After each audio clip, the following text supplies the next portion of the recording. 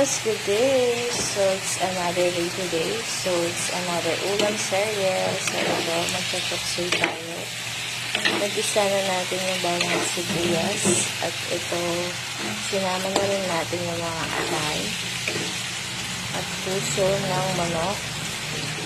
Nilagay na rin natin itong carrots na hinugisan ko siya ng mga flour.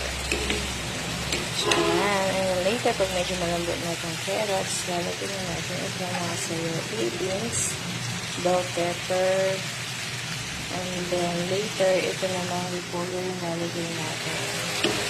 Tatakpan muna natin siya para malambot na later yung carrots. So,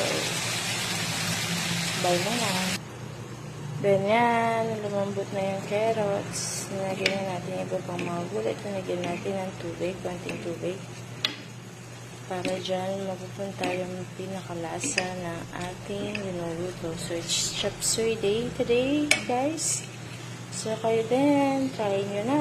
Palalambutin na lang yan. And then, lalagyan ng harina, ng tubig, para medyo mas malapot siya. So, yun lang. Ingat. Talas, bye.